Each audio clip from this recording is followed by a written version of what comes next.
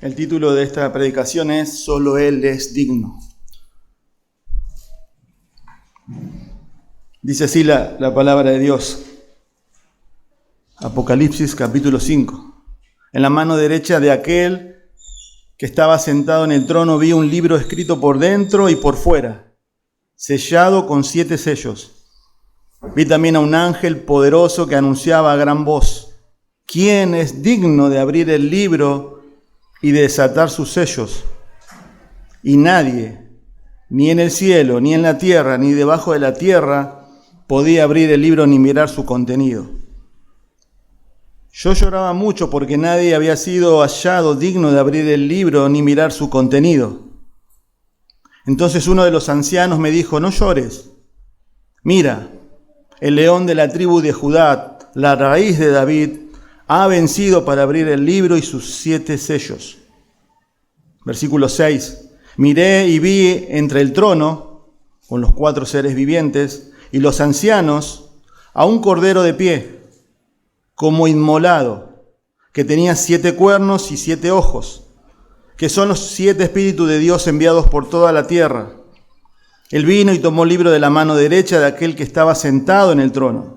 Cuando tomó el libro, los 4 seres vivientes y los 24 ancianos se postraron delante del Cordero. Cada uno tenía un arpa y copas de oro llenas de incienso, que son las oraciones de los santos. Y cantaban un cántico nuevo diciendo: digno eres de tomar el libro y de abrir sus sellos, porque tú fuiste inmolado. Y con tu sangre compraste para Dios a gente de toda tribu, lengua, pueblo y nación. Y los has hecho un reino y sacerdotes para nuestro Dios, y reinarán sobre la tierra.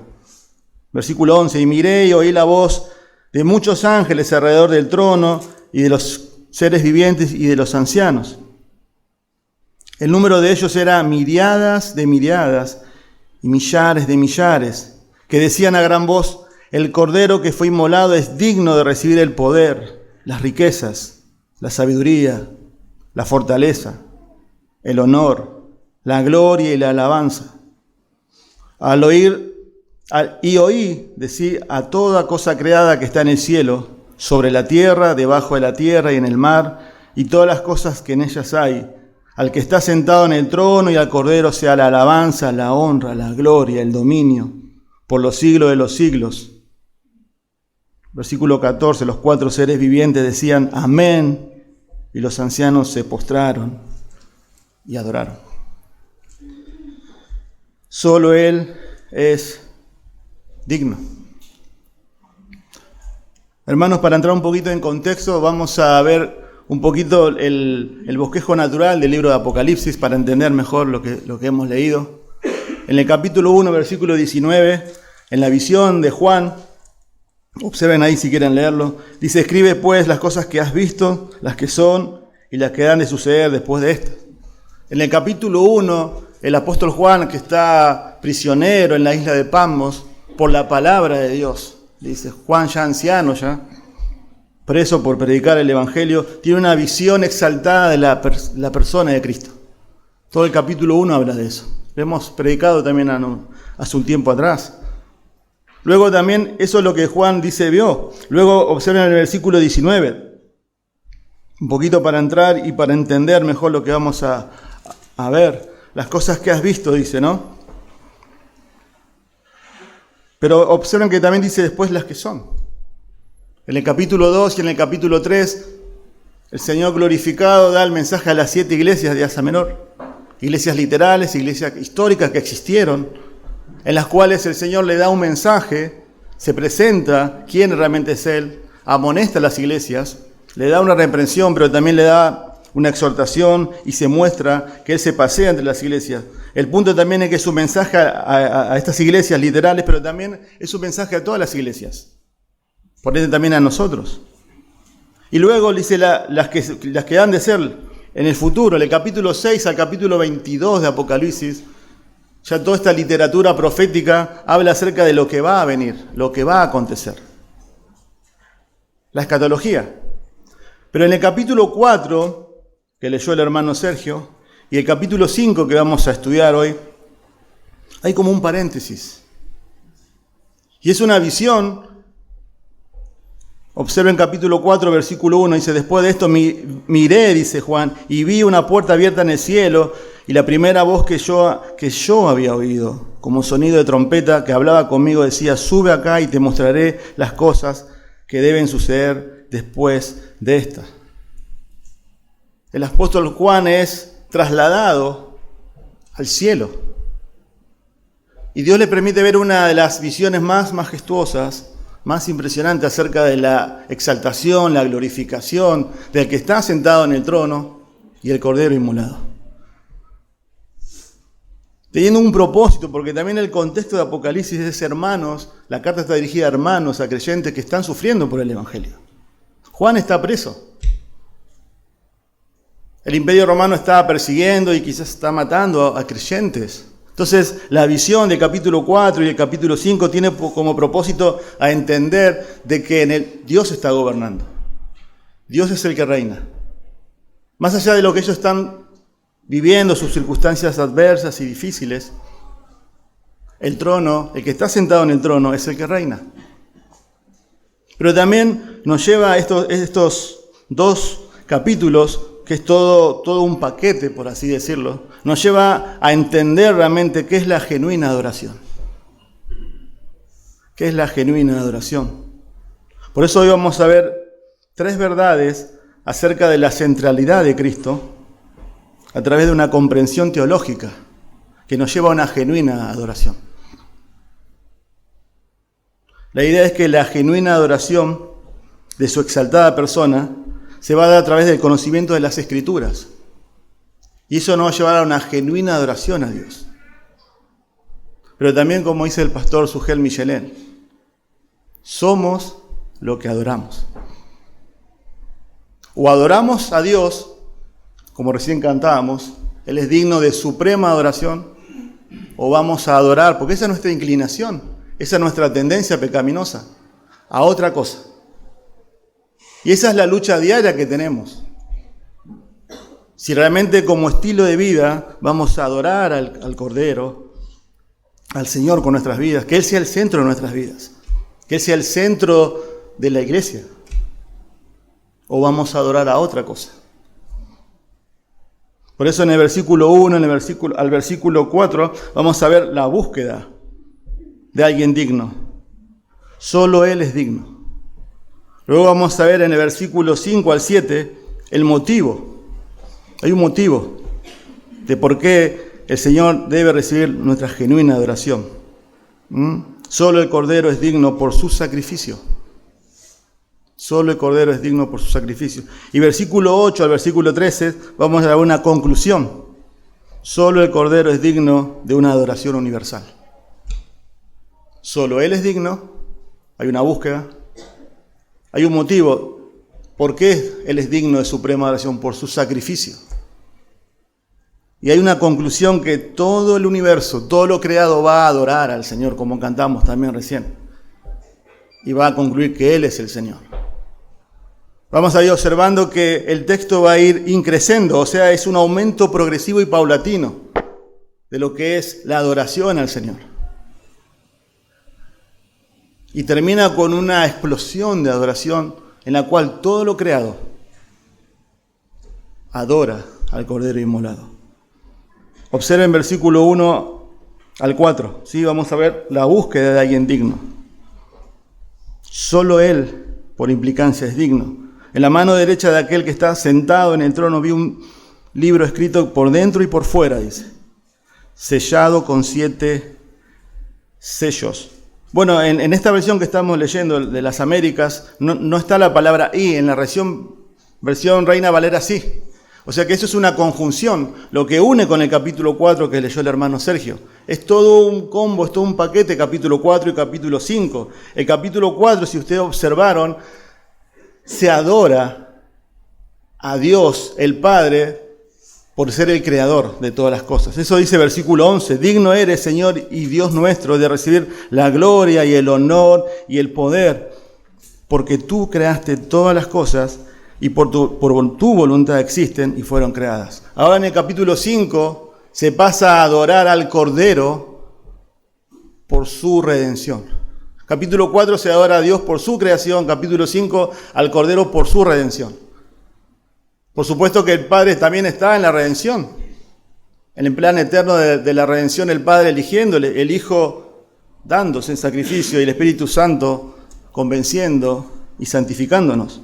Y el Hijo también está en la creación, eso también habla Génesis 1:4, pero lo que acá la Biblia está exaltando a cada uno es por lo que más la Biblia lo revela y lo exalta a cada uno. Dios por ser el Dios creador de todas las cosas, Jehová el autoexistente, el Alfa y el Omega. Y el Cordero será adorado por su sacrificio vicario y sustitutivo. Pero observen que dice que en la mano derecha de aquel, la conexión con el capítulo 4, el que está sentado es Dios Padre, que está sentado en el trono, vi un libro escrito por dentro y por fuera, sellado con 7 sellos. Bueno, muchos dicen, ¿qué es este libro? ¿A qué apunta este libro? Muchos autores, muchos teólogos, diferentes maneras, hablan, uno dice puede ser el libro de la vida, otro puede ser otra cosa, pero según el contexto, el libro describe todos los eventos en los cuales Dios traerá a su fin y describe el plan eterno de la redención. Observen que dice que está escrito por fuera y por dentro, o sea, está saturado.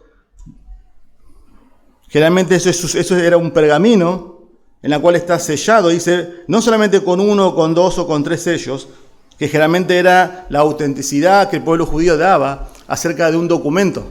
Tenía 3 sellos. Acá tiene 7 sellos. Entonces, lo que está apuntando este libro es que tiene todos los eventos que el Señor va a concluir al final de los tiempos y finaliza con el reino eterno de Dios. Pero también este pasaje, capítulo 4 y 5, es como una autopista que nos va a llevar a todos los acontecimientos que ya comienzan en el capítulo 6, donde se va a empezar a desatar la ira de Dios. Observen 6:1. Entonces vi cuando el Cordero abrió uno de los 7 sellos, y oí a uno de los 4 seres vivientes que decía como con voz de trueno, ven. Y miré, y había un caballo blanco. El que estaba montado en él tenía un arco, se le dio una corona y salió conquistando para conquistar. Apocalipsis usa muchas figuras, muchos términos. Es una figura apocalíptica, ¿sí? Entonces ahí comienza a desarrollarse todo el plan redentor de Dios, pero también comienza a ejecutarse los juicios de Dios. Capítulo 6, recuerdan, ya estamos en la parte de la gran tribulación. Entonces el Señor ahí, observen, versículo 2, vi también a un ángel poderoso que anunciaba a gran voz, ¿quién es digno de abrir el libro y desatar sus sellos? Aquí habla un ángel fuerte, no dice quién es. La palabra que utiliza es interesante, dice que anunciaba a gran voz. Es la palabra que también se utiliza en el Nuevo Testamento para predicar. Este ángel se para y predica a gran voz en todo el universo, observen, y dice, ¿quién es digno de abrir el libro y desatar sus sellos? ¿Hay alguien en el universo que pueda poner en marcha los decretos de Dios, su plan para el mundo, para los incrédulos o también para los creyentes?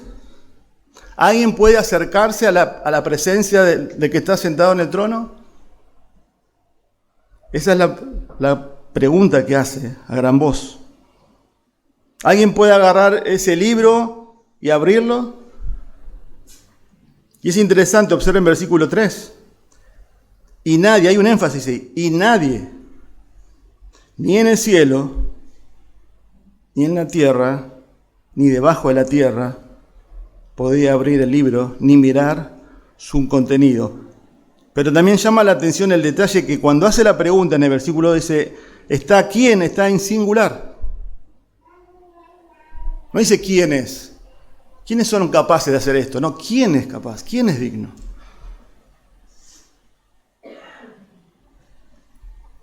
Por supuesto, ¿no? Nadie responde. El desafío ha llegado a todos los moradores de la creación y nadie es capaz de aceptarlo. Observen también una división tripartita que el libro de Apocalipsis utiliza mucho. Dice, ni en el cielo, ni en la tierra, ni debajo de la tierra. Eso apunta e ilustra a todo lo creado. A todo lo creado. Pero también es interesante que eso tiene y se complementa con un texto muy conocido del Nuevo Testamento. Filipenses 2. Que después de que Cristo ha sido sacrificado y a través que dice que se despojó de sí mismo, se humilló, se condescendió, se humanó y fue a muerte y muerte de cruz, Dios lo exaltó y le dio un nombre que sobre todo nombre, para que toda lengua confese que Jesús es el Señor. Es una escena de adoración universal de Cristo. Solo hay un silencio, no hay nadie digno en todo el universo. Y es interesante también que este texto, la implicancia también es que coloca la incapacidad del ser humano. Nadie, ni nada de lo creado, es digno de presentarse ante el trono de Dios, 3 veces santo. Nadie tiene el poder, nadie tiene la autoridad para poder ir ante la presencia de Dios. De ahí la angustia de Juan, observen versículo 4. Yo lloraba mucho, dice Juan, porque nadie había sido hallado digno de abrir el libro ni de mirar su contenido. La pregunta es, ¿por qué llora Juan? El apóstol Juan, ya anciano, es trasladado a una visión celestial. Pero Juan, observen, no llora porque su curiosidad escatológica no es saciada, sino que realmente está llorando porque ese libro en el cual está decretado todo el plan de Dios, toda la historia humana, toda la consumación, luego también habla acerca del estado eterno de las cosas, el plan de Dios, el reino de Dios. Si realmente no se abre y no se rompe, el punto es que se va a malograr y los planes de Dios serán frustrados. Por eso Juan llora, observen versículo 4. Yo lloraba mucho porque nadie había sido hallado digno de abrir el libro ni de mirar su contenido. O sea que la idea es que los que odian a Dios, los que blasfeman su nombre, no van a tener castigo. Las promesas a los creyentes no tendrían esperanza. Las oraciones estarían sin respuesta. Pero en Juan está el anhelo ferviente de un genuino creyente que realmente entiende la santidad de Dios y que realmente llora por lo que Dios realmente le ocasiona repulsión. Ese es el punto también. O sea, hermanos, también es el anhelo nuestro de los creyentes de esperar la victoria de Cristo ante la maldad y que la justicia divina se ejecute. ¿No vivimos en tiempos en los cuales parece que el mal cada vez se prolifera y aumenta y triunfa? ¿No estamos viviendo en la era en la cual, como dice Isaías, ¿no? Todo lo malo se llama bueno y a lo bueno malo? Nuestros hijos están siendo inundados y bombardeados por toda esta ideología de género. El casamiento, como siempre se habla también de este púlpito, hoy ya es legal entre un hombre y un hombre, una mujer y una mujer, no es el diseño de Dios. La maldad aumenta, el aborto cada vez, todos los países se hace más legal y lo festejan. En la semana leí que ya países europeos legalizaron la eutanasia. Y sin embargo Juan es como que llora porque eso como que sigue aumentando y no se va a ver el plan final. Pero realmente, hermanos, la pregunta también para nosotros es, ¿cuándo fue la última vez que quizás nos pusimos mal o lloramos por toda la maldad que estamos viviendo? Y es como que nos ponemos insensibles muchas veces, ¿no? Por eso Jeremías en capítulo 8, versículo 12 dice, es interesante, dice, ¿no hay nadie que se ruborice ante tanta maldad? ¿No hay nadie como que se pone colorado? Y hermanos, la idea es que no perdamos la sensibilidad y que realmente lloremos por lo que a Dios le desagrada. Pero observen, ya apuntamos ahí, hay una transición en el versículo 5 al versículo 7. Vamos a ver la segunda realidad. Solo el Cordero es digno de adoración por su sacrificio. Solo el Cordero es digno de adoración por su sacrificio. Observen versículo 5. Entonces, uno de los ancianos me dijo, no llores. Mira, le dice, el león de la tribu de Judá, la raíz de David, ha vencido para abrir el libro y sus 7 sellos. Miré y vi entre el trono con los 4 seres vivientes y los ancianos de un cordero de pie como inmolado que tenía 7 cuernos y 7 ojos, que son los 7 espíritus de Dios enviados por toda la tierra. Él vino y tomó el libro de la mano derecha de aquel que estaba sentado en el trono. Y es interesante ahí ese entonces, porque está marcando ahí una transición, ya que no se encontró a nadie digno, y la implicancia es que solo Él es digno, porque acá aparece el Cordero inmolado. No se encontró a nadie digno de desatar ese rollo. Y es interesante, observen, le dice el versículo 5, no llores, hay una orden ahí, deja de llorar, Juan. Y mirá al Cordero, y mirá al león de la tribu de Judá. La idea es, contempla a Cristo, como cantábamos recién. Contempla al león de la tribu de Judá. Contempla al Cordero inmolado. Por eso, hermanos, es interesante que cuando hay pruebas, cuando hay aflicción, cuando hay peligro de muerte en las Escrituras, las cartas que están siendo destinadas a hermanos que están pasando por persecución, siempre está el punto de considerar a Cristo. Por eso Hebreos capítulo 3, versículo 1 dice, consideren a Jesús, apóstol y sumo sacerdote de nuestra fe. La palabra ahí, considerar, es contemplar. La idea es poner atención, tenerlo presente. Eso es contemplar a Cristo. Eso es considerar a Cristo. Y en el momento de mayor dificultad, de mayor opresión, de mayor persecución, siempre está el punto, consideren a Cristo. Contémplenlo. Préstenle atención, ténganlo presente. Él es digno.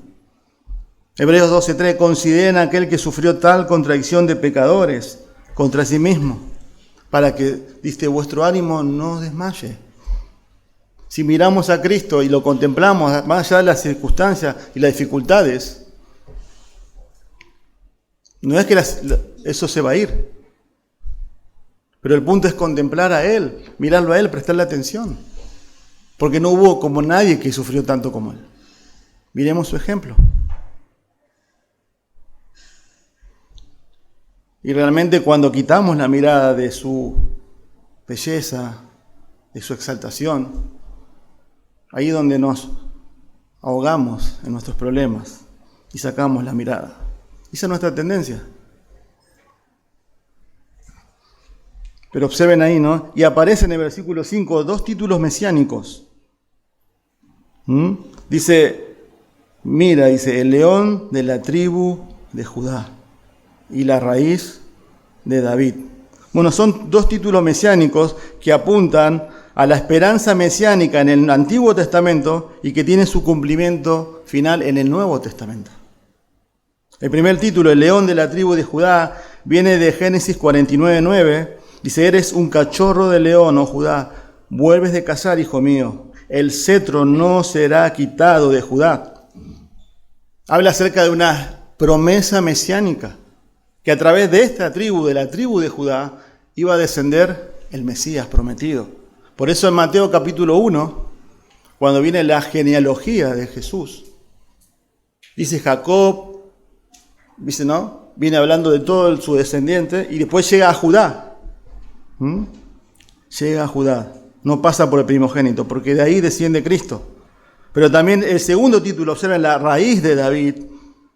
Ahí también le da una connotación mesiánica. ¿Sí? Esperando, el profeta Isaías, capítulo 11, versículo 1, presenta una de las primeras explicaciones detalladas y largas del anhelado Mesías. Dice. La plenitud del Espíritu de Dios reposa sobre él. O sea que lo que está apuntando acá es que las promesas del Antiguo Testamento tienen cumplimiento en el Nuevo Testamento y en Cristo el Mesías prometido se cumple. Pero notaron que dice que la raíz de David. David nació 1000 años antes que el Mesías. ¿Por qué dice la raíz de David? Porque, hermanos, no es David que hace grande a Jesús, sino que Jesús hace grande a David. Porque la persona de Cristo es el mensaje central de la Biblia. Porque no se trata de Abraham, de Isaac, de Jacob, de Moisés, de David, de Pedro, de Pablo, de John MacArthur, de Paul Washer, de los pastores de la iglesia. Se trata de Él. Se trata de Cristo. Él es el mensaje central de la Biblia. Y lamentablemente muchas veces queremos ser protagonistas de nuestra propia vida. Porque es mi vida. Y yo la manejo como yo quiero. Y yo tengo mis planes, mis propósitos, mis proyectos. Y esa es nuestra tendencia pecaminosa, ¿no? Pero no se trata de Él. No se trata de mí, se trata de Él. Por eso yo debo matar a Cristian todos los días, para que realmente Cristo sea el Señor y yo pueda adorarlo en su grandeza. Dicho en términos bíblicos, el que quiere venir en pos de mí, niéguese a sí mismo. Tome la cruz y sígame. Por eso Pablo también dijo, ¿no? Con Cristo estoy juntamente crucificado y ya no vivo yo. ¿Cómo? ¿Ya no vivo yo? Eso es en matar el yo todos los días. Más Cristo vive en mí. Y lo que ahora lo vivo en la carne, lo vivo en la fe del Hijo de Dios, el cual me amó y se entregó a sí mismo por mí.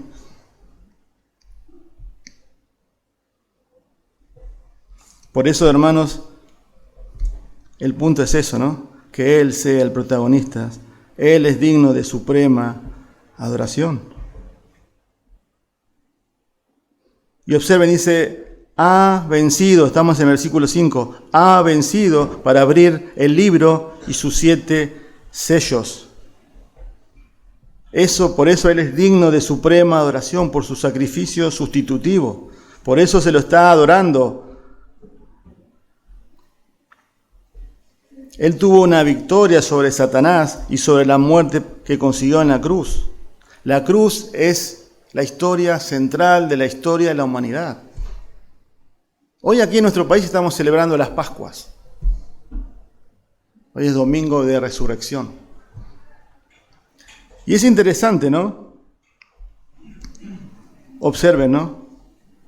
Ahí está que aparece el león de la tribu de Judá, la raíz de David, y luego aparece el cordero, versículo 6, como inmolado. Dice un león y un cordero. No dice un cordero y un león. El león es el animal que más se nombra en el Antiguo Testamento, símbolo de vigor, de victoria. Y el cordero, por supuesto, ¿no? Manso, humilde, que retrata a la persona de Cristo. Pero ahí está, el cordero está de pie. Versículo 6. Y estas asociaciones simbólicas es juntas en una sola persona, que es la persona de Cristo. Por eso Jonathan Edwards dijo, la gloria de Cristo consiste en una admirable conjunción de excelencias diversas. La gloria de Cristo consiste en una admirable conjunción de excelencias diversas. Él es el león asumiendo su victoria, pero Él es un cordero inmolado. La idea de inmolado es una muerte violenta, que está de pie. Porque la victoria de Cristo fue en la cruz del Calvario, como cordero. Por eso dice que tiene 7 cuernos. El cuerno en las Escrituras es poder, es símbolo de poder y autoridad. Este cordero tiene todo el poder y tiene toda la autoridad. Es único, es incomparable, no hay otro como Él. Tiene todos los atributos de Dios, es santo, bueno, justo, misericordioso, ira, amor. En Cristo se conjuga una justicia infinita y una gracia infinita. Una ira infinita y un amor infinito. Él es perfecto. Él es perfecto, ¿sí? En Él, como dice Jonathan Edwards, puede conjugarse tanta santidad, tanta justicia, tanta compasión, pero tanta ira también. Observen también, dice, ¿no? Tiene 7 cuernos y tiene 7 ojos. Bueno, habla acerca de un conocimiento absoluto. Habla de su omnisciencia. Todo lo ve. Y los 7 espíritus siempre apuntan a la plenitud total del Espíritu Santo obrando. Eso es el punto.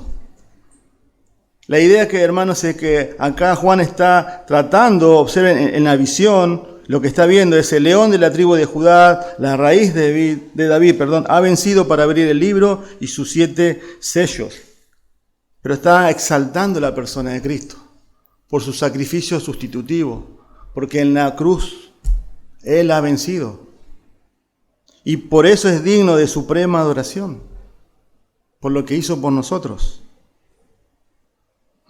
Observen versículo 7. Él vino y tomó el libro de la mano derecha de aquel que estaba sentado en el trono. El único ser, como vimos del versículo 1 al 4, digno de tomar el libro es Él, de la mano de su Padre. De la mano de su Padre.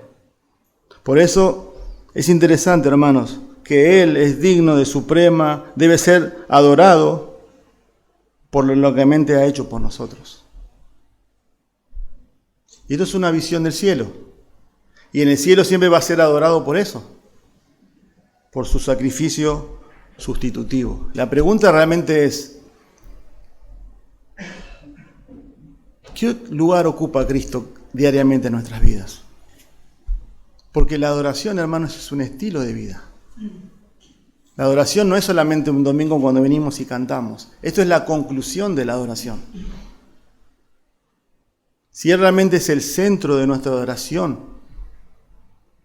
las 24 horas. Y si no lo es, como dijo el pastor Sugel Miller, estamos adorando a otra cosa, o a nosotros mismos.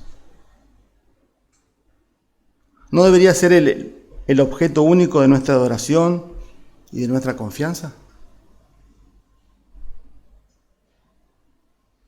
En la semana también leía con respecto a este tema un libro, La Gloria de Cristo, de John Owen. Y él decía que la gloria de Cristo tiene que ser como un imán que atrae a una aguja para el creyente. Es tanta la gloria, la excelencia, la supremacía de Cristo, que como creyentes nosotros debemos ser constantemente atraídos a Él. Pero realmente en un imán, si uno pone una cosa, no se produce ese efecto. La pregunta que me hice, que le hacemos es, ¿qué es lo que realmente está interfiriendo entre la gloria y la grandeza de Cristo? Que no nos está permitiendo ver realmente y ser atraídos hacia esa gloria. Por supuesto que es nuestro pecado. Por eso también la Biblia habla mucho acerca de la idolatría. Nuestra naturaleza, nuestra tendencia es ser inclinados a amar y adorar algo más que al Señor. Y si no estamos viendo su gloria, su grandeza, su excelencia diariamente, quizás es por eso. Él es digno de ser adorado por su sacrificio. Viene si no tenemos motivos para adorarle. Pero observen también, versículo 8 al versículo 14, aquí termina el clímax. Por eso es un paulatino crecimiento en proceso acerca de la adoración. Solo el Cordero es digno de adoración universal.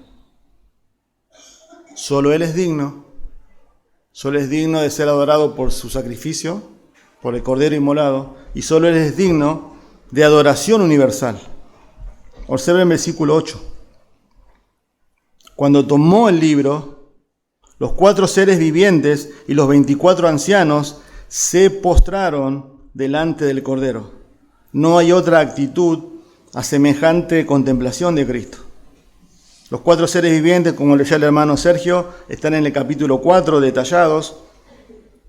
Son seres angelicales. Y los ancianos que están sentados, la interpretación también en el capítulo 4 es los redimidos, los creyentes. Se postran delante del Cordero. Cada uno, observen, dice, tenía una arpa y copas de oro llenas de incienso, que son las oraciones de los santos. Bueno, ¿por qué se le adora? ¿Cuál es el motivo? ¿Cuál es la fuente? Lo vimos, la salvación. En el capítulo 4, los 24 ancianos alaban la dignidad de Dios por su obra creadora. Aquí se dirigen su alabanza al Cordero por su obra redentora. En estos casos, la expresión eres digno dice que se celebraba la llegada de un emperador. Por eso ahí dice, ¿no? Eres digno de tomar el libro y de abrir sus sellos, porque tú fuiste inmolado. Cada uno tenía un arpa, copa llena de incienso, dice que son las oraciones de los santos, y cantaban a gran voz. Es precioso esto. Es hermoso. La idea de un cántico nuevo, es interesante esto. Un cántico nuevo, dice, surge del uso de la expresión en el libro de los Salmos. Por ejemplo, Salmo 98:1, cantar al Señor por un cántico nuevo, porque ha hecho maravillas. Salmo 33:3, Salmo 43, Salmo 96:1. Cada nuevo acto de misericordia demanda un cántico nuevo de agradecimiento y alabanza. O sea, para traducirlo, cada nuevo acto de misericordia demanda un nuevo cántico de agradecimiento y alabanza. O sea, la idea es que los creyentes deberíamos estar cantando las 24 horas. Deberíamos constantemente estar alabando, no solamente de labios, sino en nuestro corazón, si recibimos la misericordia de Dios. Ese es el punto acá. El Cordero es digno de abrir el libro por 3 razones. Porque fue inmolado, porque compró un pueblo para Dios y le hizo un reino de sacerdotes. Observen. Digno eres de tomar el libro y de abrir sus sellos, porque tú fuiste inmolado y con tu sangre compraste para Dios a gente de toda tribu, lengua, pueblo y nación. Ahí habla del propósito de la redención. ¿Para qué nos compró el Señor? ¿Y de por qué nos compró? Siempre dice para Dios. Observen versículos 9 y 10. Para Dios, para Dios. En la salvación no solo nos compró, sino que nos quiere santificar y cumplir su obra perfecta de ser la imagen de su Hijo. Los sacerdotes tenían acceso directo a Dios y ellos ministran a otros en nombre de Dios. Sin embargo, el énfasis está en el reino. Reinarán sobre la tierra. Y eso es lo que apunta también Apocalipsis capítulo 20, acerca del milenio. El punto acá es que de esclavos pasamos a ser sacerdotes y reyes por siempre. Qué hermosura eso, ¿no? Sin merecerlo. Sin merecerlo. Y no solo, observen que también ahí se está viendo una visión acerca del alcance del Evangelio. Dice a toda tribu, lengua, pueblo y nación. De todas las etnias, de todos los lugares. Y esto también es un punto también como habla el libro de John Piper, ¿no? De Al habla en las naciones. El motivo de la iglesia, de la predicación del Evangelio, tiene que ser esto. De que personas estén adorando al Cordero. ¿Y cómo van a estar adorando al Cordero si no escucharon el Evangelio? Van a estar adorando al Cordero cuando la iglesia, nosotros salgamos y cumplamos la gran comisión. Ese es el propósito, hermano, de que cada sábado se va a una localidad a enseñar la Biblia. Para que el día de mañana esas personas, si han creído, si se convierte por la predicación de la palabra, estén aquí adorando al Cordero. Esa es la suprema obra de la evangelización, la adoración a Dios. Que una persona que no ama a Dios pase a adorar a Dios. Por eso la iglesia tiene el propósito de la evangelización para la adoración final de toda persona estén adorando al Cordero. Observen versículo 11 al 14. Y miré y oí la voz de muchos ángeles alrededor del trono, y de los seres vivientes y de los ancianos. El número de ellos era miriadas de miriadas y millones que decían a gran voz. Observa como que ahora se agregan personas a la adoración de los redimidos y de los 4 seres vivientes. ¿Quiénes son? Millones y millones y millones y millones y millones y millones. Ese es el énfasis. ¿Qué dicen a gran voz? El Cordero que fue inmolado es digno de recibir el poder, la riqueza, la sabiduría, la fortaleza, el honor, la gloria y la alabanza. O sea que todo lo creado adora al Cordero. En la semana, hoy compartíamos una canción, Él es digno, ¿no? En el grupo, que me bendijo mucho en la semana, lo escuché muchas veces, porque está hablando de este capítulo. Y había otra versión, que creo que el pastor lo puso en el grupo cuando estuvo en la conferencia, de esa misma canción, pero en inglés. Y uno observa todo ese coro, debe estremecer, ¿no? Con todos hombres cantando, toda esa armonía, toda esa sinfonía, todo hermosas voces y realmente te estremece. Pero imagínense esto. Nos cuesta entender esto, imaginarnos esto. Millones y millones y millones diciendo a gran voz. Siempre la alabanza en el cielo es a gran voz. El Cordero que fue inmolado es digno de recibir el poder, las riquezas, la sabiduría, la fortaleza, el honor, la gloria y la alabanza.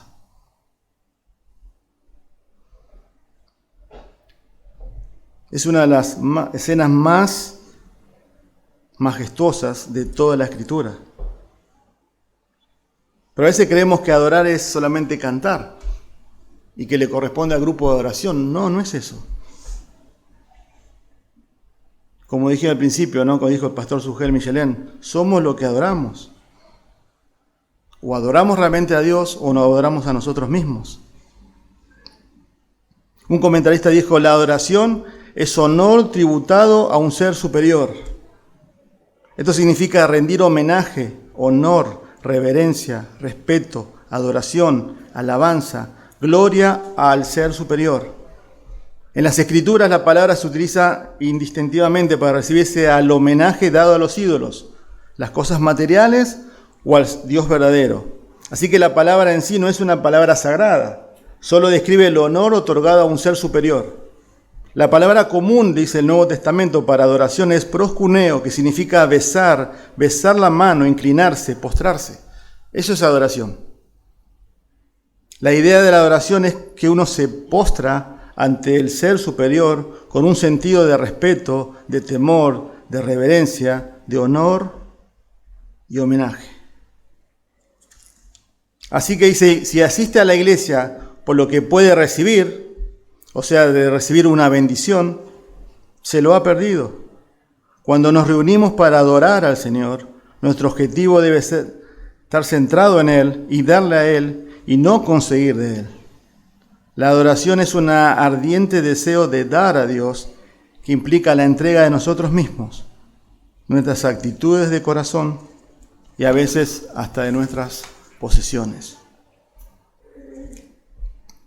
Observen versículo 12, el cordero que fue inmolado, ¿no? Perdón, 13. Y oí decir a toda cosa creada que está en el cielo, sobre la tierra, debajo de la tierra y en el mar, y todas las cosas que en ellas hay, como cantábamos recién.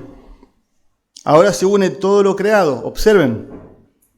Todo lo creado en el cielo, sobre la tierra y debajo de la tierra y en el mar, y a todas las cosas que en ellas hay. En el capítulo 4 se adora al Creador.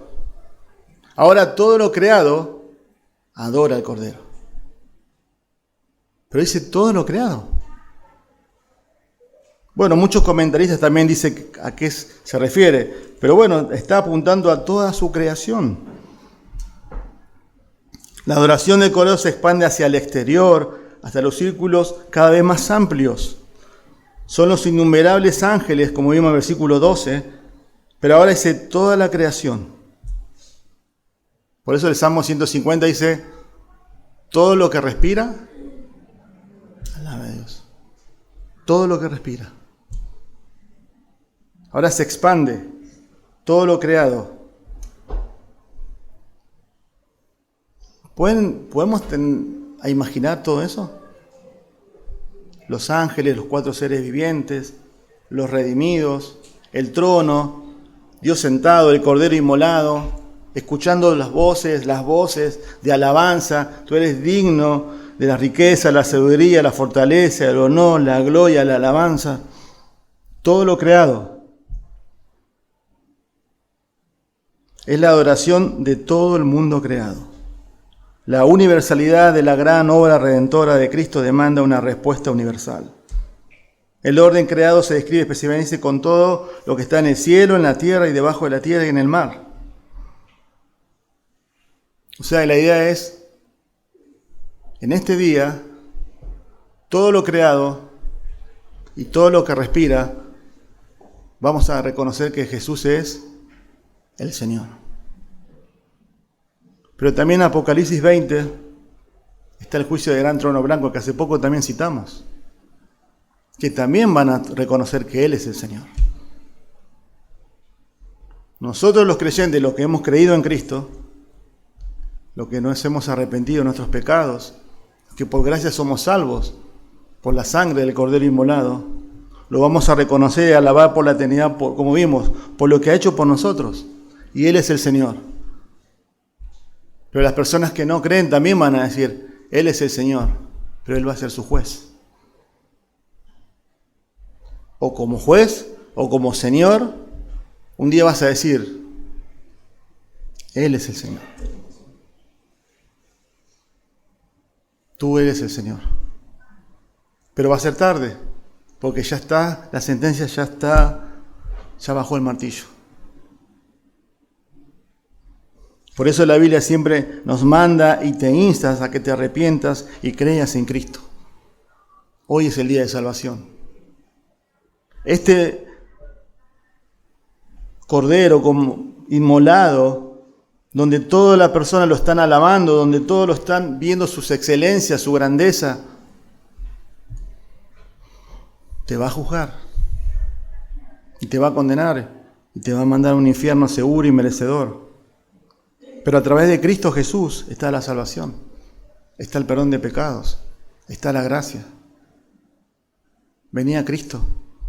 Hoy es el día de salvación. Confía en Él como tu único y suficiente Salvador, para que podamos decir el día de mañana y a partir de cuando sos salvo, Él es mi Señor hoy en día. Es mi Salvador y es mi Señor.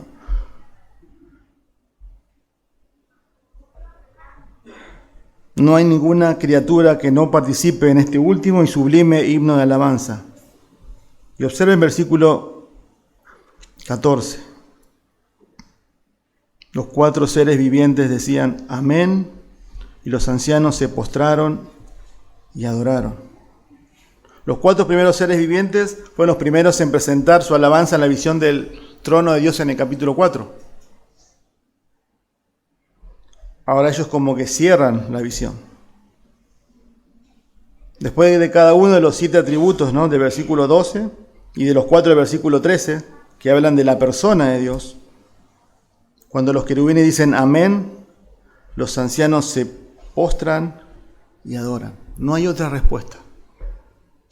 De inclinarse, de versar su mano ante semejante excelencia, gloria, supremacía.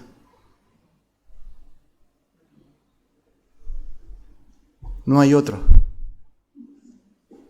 Y les digo, hermanos, que en la semana me analicé y a veces es como que perdemos el sentido de excelencia ante quien estamos, ¿no? En nuestra manera de orar, en nuestra manera de servir, en nuestra manera de vivir. Y nos desenfocamos muy rápido. Y el Señor nos humilla. Y Dios permite circunstancias en nuestras vidas. Y eso hace ver realmente que en lo personal me he dado cuenta que me quejo mucho y soy desagradecido. Pero ¿qué realmente en nuestras vidas como creyentes hoy, no? Porque la idea fue llevarnos ante una visión celestial, metafóricamente hablando, como que contemplamos eso. Eso es lo que Juan vio. Pero el propósito es animarle, consolarle, entender que en el trono está el Señor, que Él reina, que pase lo que pase, Él es digno de ser adorado. Solo Él es digno. Solo Él es digno de ser adorado por su sacrificio. ¿Cuántas veces, hermanos, digamos la verdad, en la semana nos acordamos de cuánto nos perdonó el Señor? Perdemos la capacidad de asombro por su gloria, por su persona. Y Él es digno de ser adorado porque toda la creación, todo lo creado, lo va a adorar el día de mañana. La pregunta es, ¿lo estamos haciendo nosotros? ¿Es un estilo de vida? ¿Nuestra adoración es un estilo de vida que está centrada en Cristo? Tal exaltación, lo único que nos queda es postrarnos ante la centralidad de Cristo, ante una comprensión teológica. Y eso nos debe llevar a una suprema adoración. Alguien dijo, cualquier cosa que aleje el corazón de Dios es un ídolo a sus ojos. Quizás no estamos viendo su gloria, su hermosura. Porque primera de Pedro dice eso, ¿no?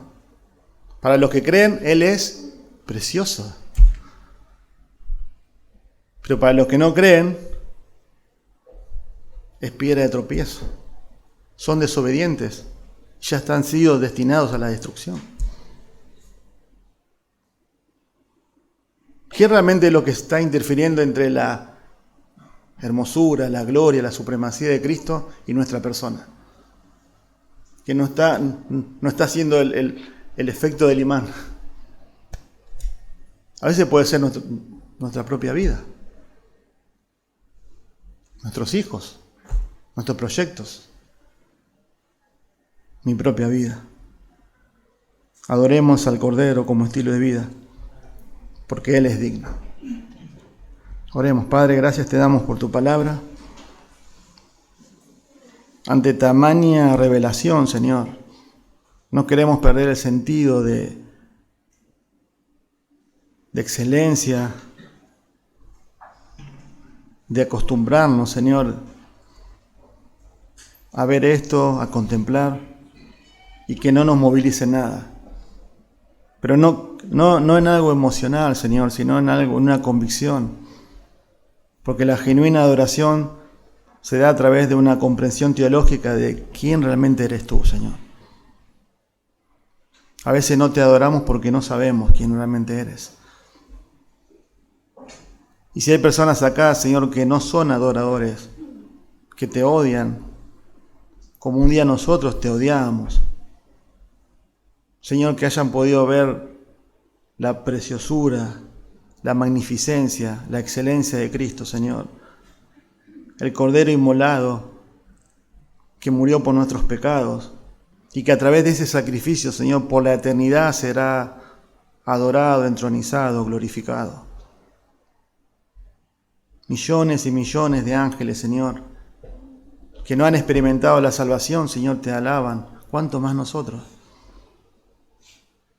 ¿Cuánto más deberíamos vivir, Señor, con un cántico nuevo en nuestro corazón, de agradecerte por tus misericordias? Gracias, Padre, porque tú eres el único digno de ser adorado, Señor. Y que en nuestras vidas podamos vivir, Señor, porque tú buscas adoradores Señor, que te adoren en espíritu y en verdad. Ayúdanos, Padre, a quitar y quita, Señor. Perdónanos también. Queremos arrepentirnos. Porque seguro, Señor, que hay algo entre nuestro corazón y tu grandeza, Señor, que impide ver tu gloria. Por eso no estamos siendo transformados, Señor, viendo tu gloria, Señor, en las Escrituras. Te lo pedimos en el nombre de Jesús. Amén.